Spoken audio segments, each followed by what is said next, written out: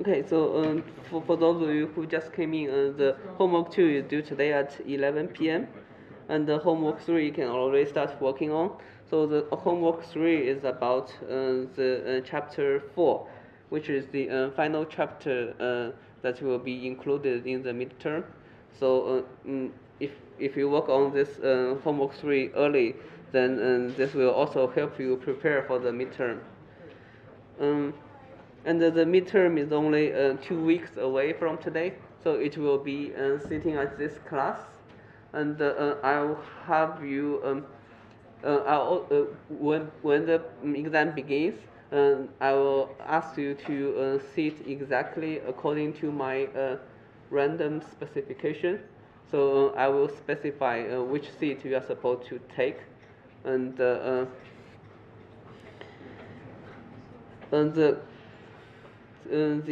time will be exactly the same as the uh, as the today's class time limit, and so just help you to prepare. So it will be about 1 hour and 30 minutes. Is that correct? Let me check.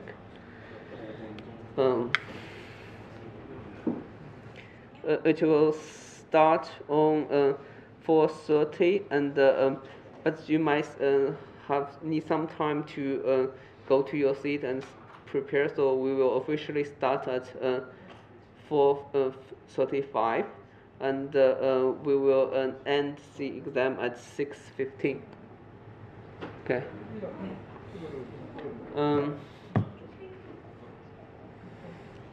Okay. Now just right here.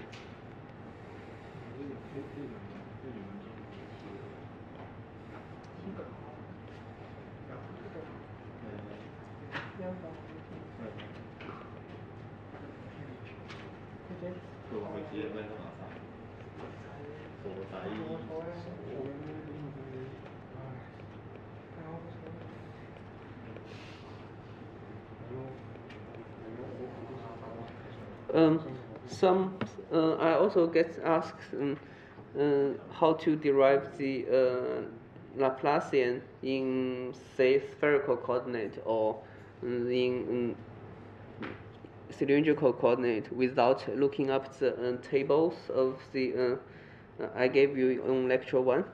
So on lecture 1, I've already discussed how to derive the divergence, the sorry, in lecture 1 I already discussed how to discuss the divergence of a scalar field and sorry, a gradient of a scalar field.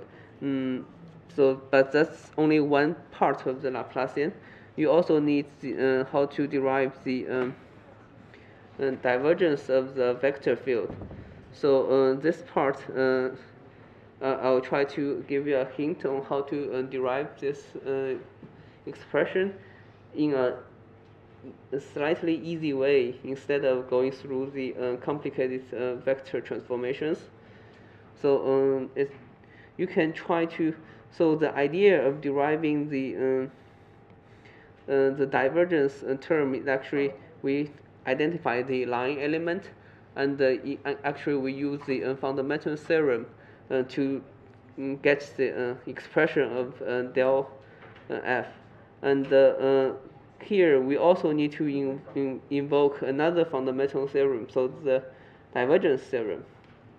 So the idea is to look at this small volume element in the spherical coordinate, and here this is the infinitesimal volume element, and now we can consider the v that only depends on r, just for simplification, and you can calculate the dependence on the other term using a similar way. But for now, I'll just discuss how the dependence on r can be derived. So here I simply write out explicitly what's the expression of del dot v of this infinitesimal volume, and so this is del dot v, and the volume element dr d theta d phi, and on the other hand, on the right hand side, the v dot dA, and because v here I specify only depends on r, so on all the surfaces that on the sides, they can exactly cancel out, and what's remaining is only the surface integral at r, and another surface integral at r plus dr. So we need to subtract the two surface integrals. And now, if you check that, this means that for the line integral along r dr, and del dot v r squared sine theta dr must equal to this vr sine theta, the difference at r and r plus dr. So this means that you can actually rearrange the terms, and on the left hand side, this is we can treat as the del dot v r as a constant, because we are looking at an infinitesimal volume, so we simply replace the integral by a constant times delta r. And on the right hand side, we this infinitesimal difference actually the derivative of this entire right hand side times the delta r. Now we simply cancel out the delta r and move the r squared sine theta to the right, and that gives us the final expression of the del dot v in terms of r. So here this is only one of the elements regarding this divergence operator, but you can work out the dependence on theta and phi using a similar way. So if you observe this expression, actually written it out explicitly that here on the bottom, it needs to be divided by a volume element, and included with this partial r, there is additional area element. So this area element is the spanned by the by the dimensions over the other directions, except for the direction that you are differentiating.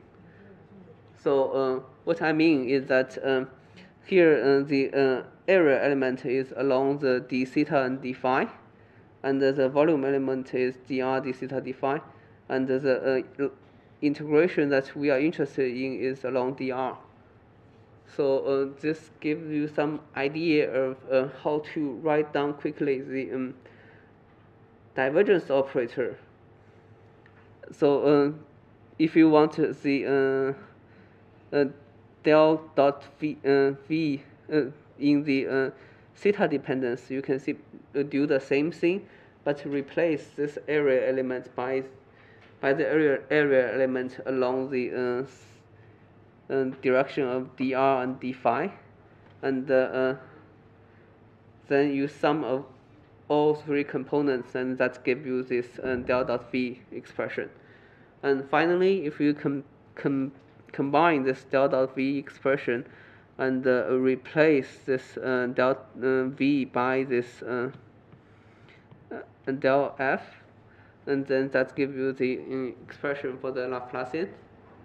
So this derivation is also not quite simple, but this is the simplest explanation that I can try to think of.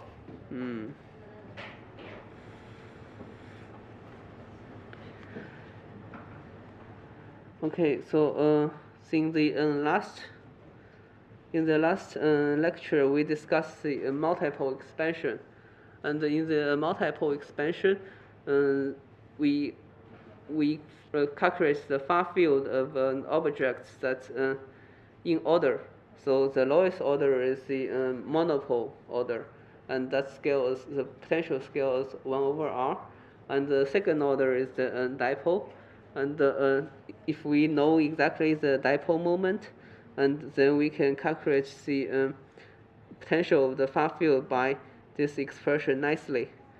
And this P here is the total dipole moment of the object. It's simply the rho r integrating over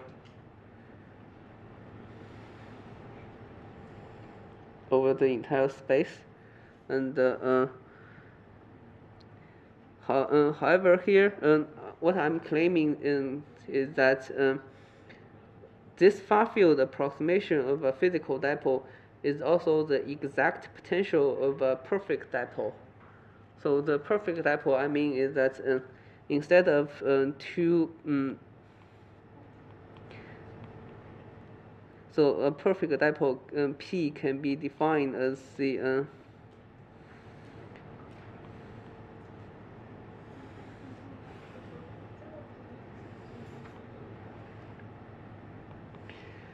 and the perfect dipole is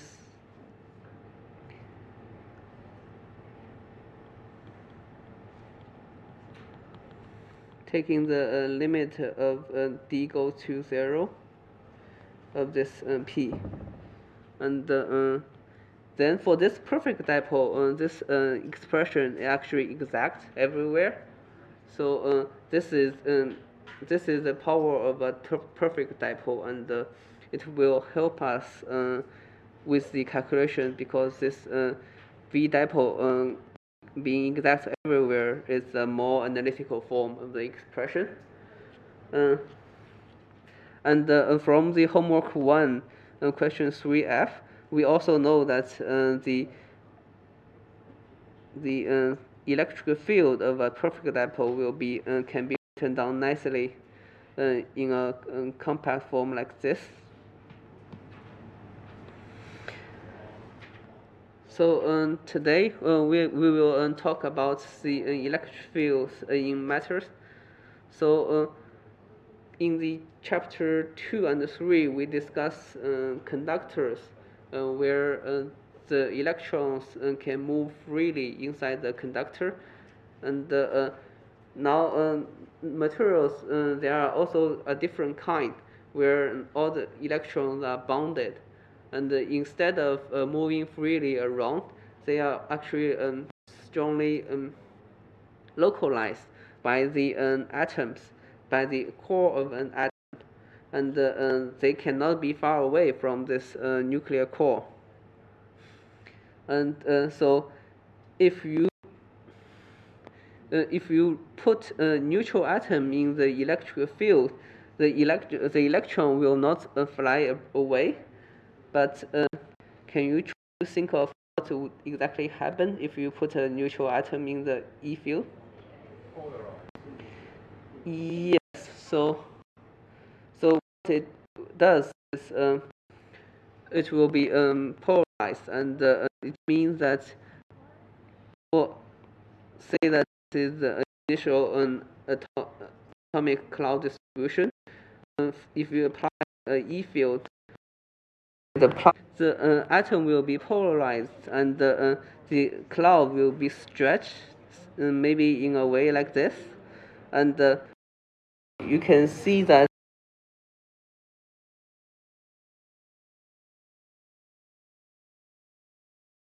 And the center of the negative charge will go slightly left, and they will balance such that the induced charge cancels out,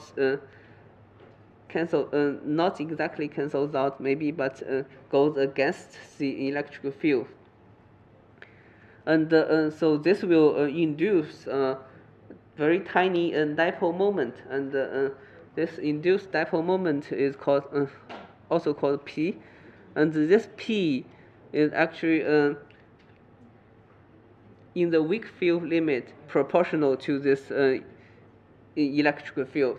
So if you induce an extremely small E field, this is correct. But also be careful in that if this E field is really, really strong, that might not exactly be the case. So there can be also terms that depends on this E field squared. So just be careful here. that because we are studying the linear matters in this section, doesn't mean that this is guaranteed to happen every time. So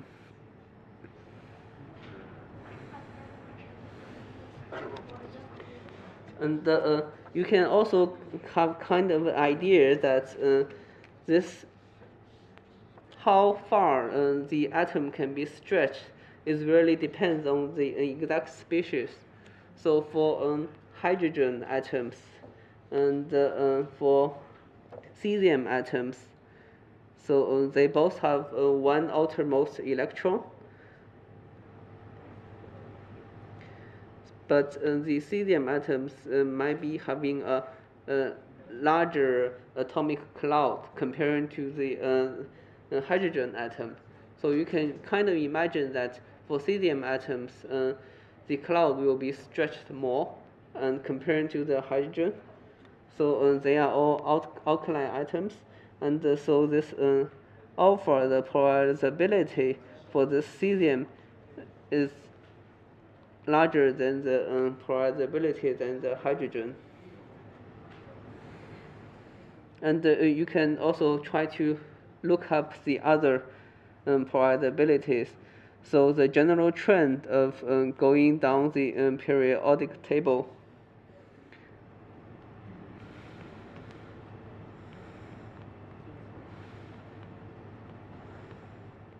is the alpha tending to becoming large, but there are some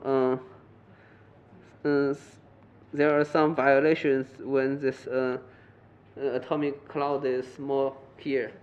But the general trend is it will becoming larger as you go down the periodic table in the first column. Okay, so that is how an atom will behave in an electric field. And now let's go one more step and think how a molecule will behave under the electric field. So now this molecule is more involved than an atom in the sense that it doesn't have exactly the spherical symmetry. It only has the azimuthal symmetry. So you can sort of imagine that when you apply an E field along this axis, the response might be slightly different than you applying an E field across the axis over here. So this means that there are really two polarizabilities depending on your direction of the E field. And the real life molecules might be more complicated than this simple linear molecules. So in principle, the material might respond completely differently depending on your E field along the X, Y, Z direction. And they can generate, in principle, a dipole moment along X, Y, Z. And this gives you actually a 3 by 3 matrix to describe this polarizability. And this matrix, we can also call it a tensor. And I'm not sure if you are familiar with the concept of a tensor. So imagine that in a material, and if you apply a force to the material, the material will respond. And this response can also be described by the tensor, and it's called a stress tensor. So if you have friends in material science, I think their research will be doing numerical simulations of how to calculate these stress tensors. And they will be using this matrix or tensor to describe their material. So what's more interesting is that actually this alpha is actually also not guaranteed to be real. Sometimes alpha can be an imaginary number, and this means that this actually has later you might see that this has meaning that the material might be able to absorb the E field or the photon such that some heating might be evolved, but these are some advanced topics that might be related to research. So if you are interested, you might discuss with some of our professors in the physics department about some more in-depth insight about this polarizability. Okay, so now for the linear molecule, even though this is a molecule, the center of the positive and negative charge is at the same position, but not every molecule are like that, and there are also molecules such like the H2O, where the two hydrogen atoms actually span a degree of 105, and this makes the molecule itself to be already polarized. So it has internal internal dipole moment already in this molecule, and if you put this molecule in the E field, and let's try to see what will happen. So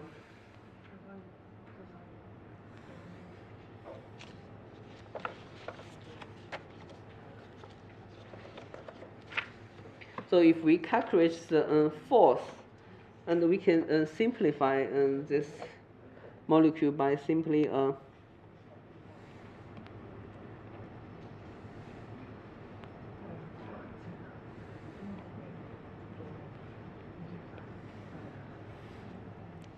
by this simplified dipole model, and say that there is a negative charge over here, and there is a positive charge over here. And now let's calculate the force of this molecule field. So the force will actually be the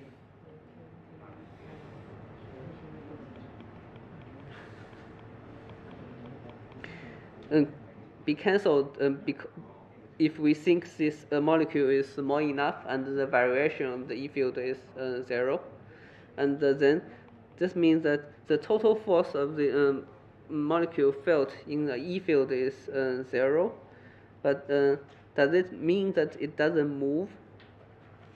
So it's not necessarily. So the reason is that even though here say that the E field is in the direction along this right, and now this particle will be moved to the right, and this particle will be moved to the left. So you can think that it actually will somehow rotate this molecule. Right? There will be a torque added to this molecule, and this torque will rotate the molecule to the right. Right? And now we can actually try to calculate this torque. So the torque.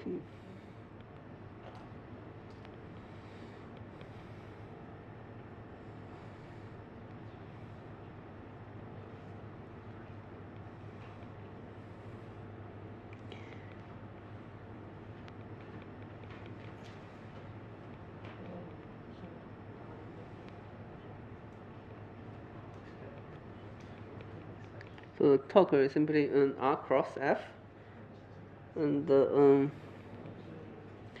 then this is, say,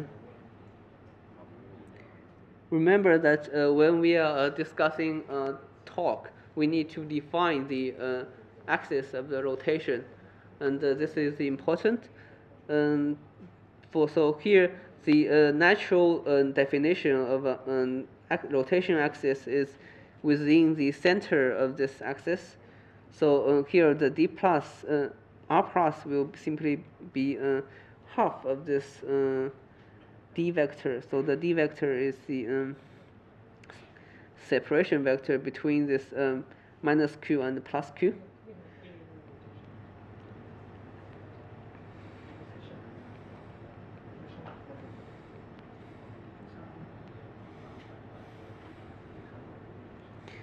And the r minus vector is minus d half, and we should cross that with the force in the field, which is minus qe. So these two terms does not cancel out.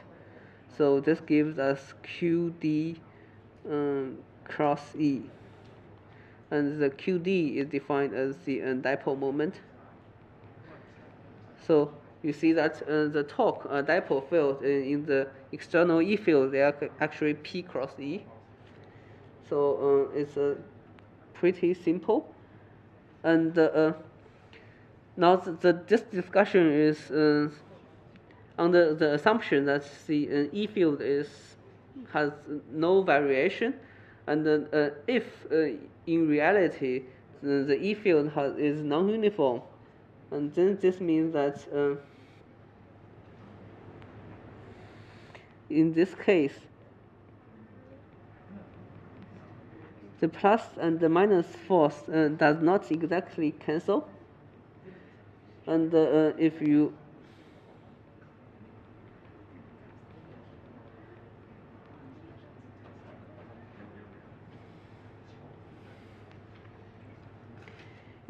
calculate this difference between the plus E and the minus E, it should be this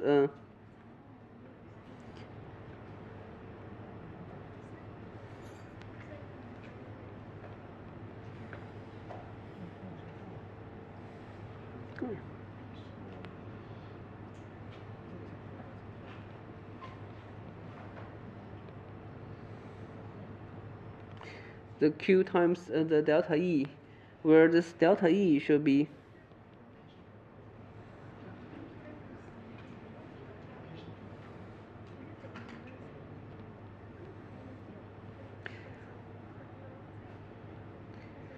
the divergence of the E along the D direction, and we can shorthand note it that as the D dot del times E, and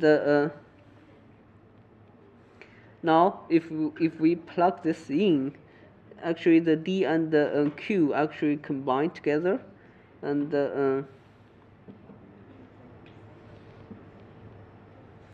this also can be written compactly like this.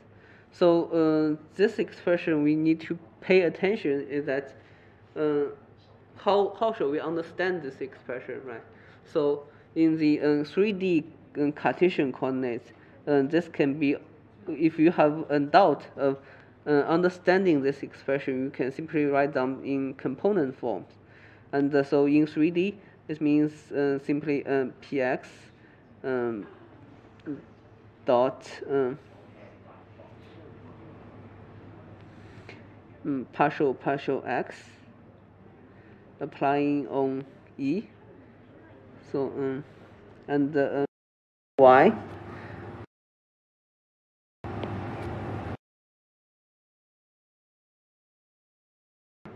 applying on E again, and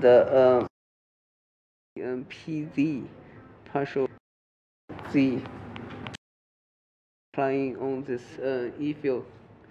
So here, this quantity, remember that this is a bit strange in the sense that here on the left, it is a scalar.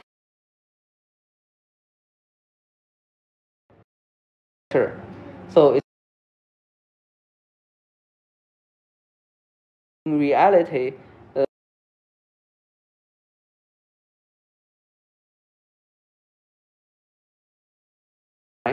now this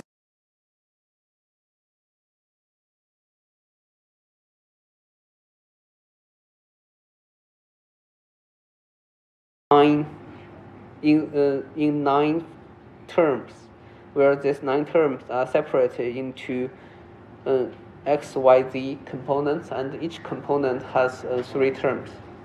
So be careful about what this means. And in the homework 3, I will also give an example of calculating this force. So I hope you have a better understanding of what it means by the expression over here.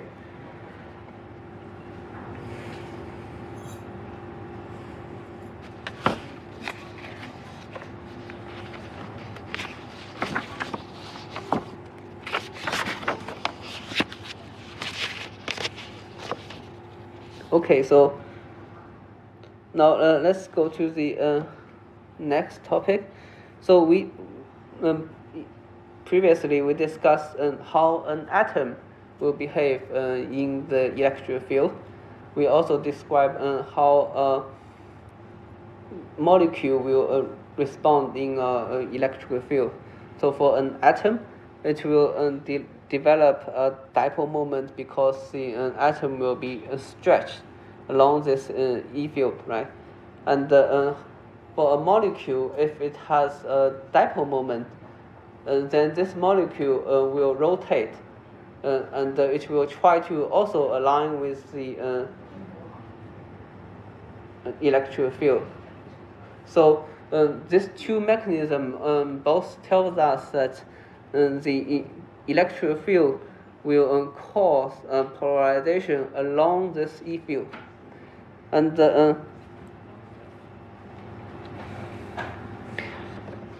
so what we claim here is that regardless of whether the materials are made of atoms or molecules, under the electric field, they will always be polarized.